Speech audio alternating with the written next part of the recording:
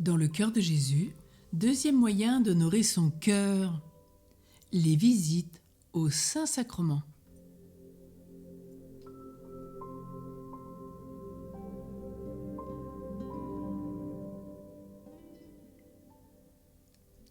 Après l'assistance à la Sainte Messe et à la Sainte Communion, nous ne pouvons rien faire de plus agréable au cœur de Jésus et de plus avantageux pour nous que de visiter souvent ce doux Sauveur dans le sacrement de son amour.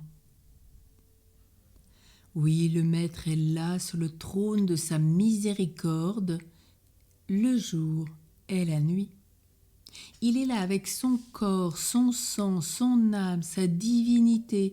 Il est là comme il est dans le ciel, mais sa splendeur est comme voilée. Il est là avec son amour et son dévouement sans borne pour nous. Il y est comme un agneau toujours immolé dont le sang crie miséricorde pour les pauvres pécheurs. Il y est surtout avec son cœur si bon, si compatissant, si affligé de nos ingratitudes, si désireux de verser des torrents de grâce sur nous. Le Maître est là et il nous fait l'honneur de nous appeler.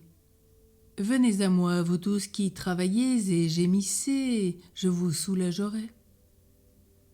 Je suis avec vous tous les jours, jusqu'à la fin du monde. Je fais mes délices de votre présence. Tous les jours, je vous tends les mains. Venez à moi, mon cœur surabonde de grâce pour vous enrichir. Nous serions ingrats et insensibles si nous ne répondions pas à l'appel d'un si bon maître. Quel est le fils dévoué qui n'aime pas à se rendre auprès de son père et qui ne se plaise avec lui? La plus grande joie d'un ami n'est-elle pas de converser avec un ami fidèle?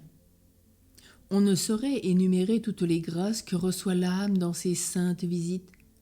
Là, on obtient les lumières qui éclairent, l'onction divine qui touche, la grâce qui sanctifie, à ce point qu'on pourrait presque répondre du salut d'une âme fidèle à faire chaque jour sa visite au Saint-Sacrement. Louis de Gonzague, Stanislas Kostka, Berchmann, ces anges de la terre, ces saints qui nous ont été donnés, ne trouvaient de joie qu'auprès de Jésus, Eucharistie. Nous savons que saint Thomas d'Aquin passait ses nuits au pied du tabernacle et il mettait même la tête dans le tabernacle.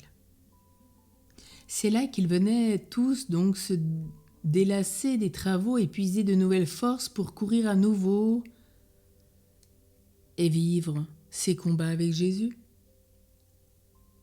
En un mot, la dévotion au cœur de Jésus anéantie sous les voiles de l'Eucharistie a été la dévotion de tous les saints. Rentrons en nous-mêmes, adorons Jésus. Avons-nous un temps marqué pour le visiter au Saint-Sacrement? Y sommes-nous fidèles? Ne préférons-nous pas ces visites celles de nos amis ou certaines visites du monde aussi inutiles que dangereuses? Enfin, est-ce au pied du tabernacle que dans nos tentations, nos découragements, nos dégoûts, nous allons chercher consolation et force? Prenons la résolution de ne passer aucun jour, si nous le pouvons, sans visiter le divin captif. Et proposons-nous dans ces visites d'honorer spécialement le cœur de Jésus, de lui faire réparation pour tous ceux qui n'ont pour lui que de l'indifférence. Comme il nous aime, il nous attend tous les jours dans le tabernacle, seul. Alors au sortir de l'église, laissons notre cœur dans le saint ciboire avec la divine hostie pour qu'il y continue ses adorations et son amour, que nous puissions dire avec saint Paul, qui me séparera jamais de l'amour de Dieu? Cœur de Jésus, qu'à tout instant du jour s'accroisse en moi le feu de ton amour. Il y a quelques années, un jeune homme juif s'en allait s'égarant dans les sentiers du monde. Encore au matin de la vie, son cœur rêvait de gloire. Il était un musicien distingué et il espérait la rencontre en confiant aux échos de nos théâtres les inspirations de son génie. Un soir, il fut invité à jouer de l'orgue dans une de ses premières églises de Paris. Nouvelles occasions pour le jeune artiste de manifester ses talents, il la saisit avec bonheur. Mais Dieu l'attendait là et lui réservait, au lieu d'un triomphe pour son amour-propre, une défaite 1000 fois plus glorieuse. Déjà le chant sacré faisait retentir les voûtes saintes et l'orgue aux suaves harmonies fait naître dans toutes les âmes le recueillement et la prière. Puis les fronts s'inclinent et le Dieu de l'Eucharistie bénit son peuple qui l'adore. Seul, l'artiste se présente orgueilleux devant le Dieu qu'ont méconnu ses pères. Mais c'est en vain. Un bras mystérieux et invisible s'appesantit sur sa tête et l'humilie jusqu'au pavé de l'église. C'est en fait le jeune homme qui est convaincu. Il s'est prosterné juif, il se relève chrétien. L'incrédulité dans son âme fait place à des torrents de foi. Éperdu, blessé au cœur par l'hostie sainte, il sort de l'église, laisse couler sur son front l'eau sacrée du baptême et échangeant contre la bure les vêtements du monde, dit un éternel adieu au plaisir du siècle. Puis il s'en est allé, ce trophée de l'Eucharistie de village en village, chantant partout l'amour de Dieu qu'il avait vaincu et répétant dans l'ivresse de son bonheur inaltérable « Ils ne sont plus ces jours de larmes. J'ai retrouvé la paix du cœur. Depuis, j'ai goûté les charmes des tabernacles du Seigneur. Si vous voulez savoir son nom, demandez-le aux échos du Carmel, encore tout embaumé de son souvenir, et ils vous répondront que c'est le Père Augustin maintenant du Très Saint Sacrement.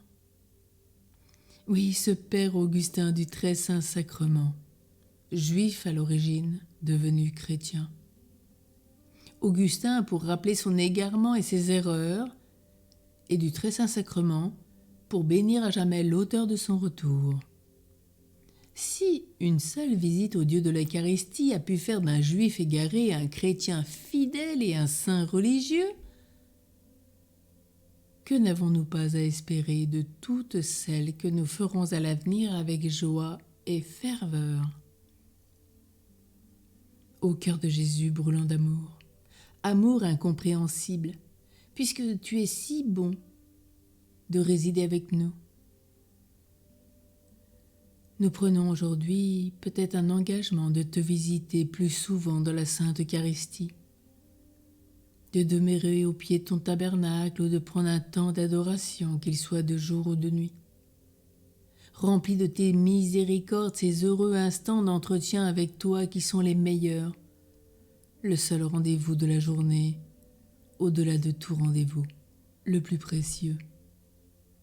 Mon pauvre cœur a besoin de repos, ce repos est en toi, qu'il le trouve déjà ici-bas, en attendant de le posséder pleinement dans la céleste patrie. Et rappelons-nous que plus nous avons du travail, plus il nous faut adorer. Rappelez-vous Mère Teresa. Ces jeunes sœurs viennent la voir en disant « Mère Teresa, il n'y a jamais eu autant de pauvres, il faudrait qu'aujourd'hui nous ne fassions qu'une demi-heure d'adoration pour aller servir davantage les pauvres. » Et Mère Teresa leur répond « Mes sœurs, au lieu de faire 1 heure, aujourd'hui vous ferez 2 heures d'adoration et vous irez à votre service comme tous les jours. » Pour nous montrer que plus on doit servir, plus on doit passer du temps avec Jésus. Quelle grâce exceptionnelle! Alors oui, rien ne nous séparera de l'amour de Dieu.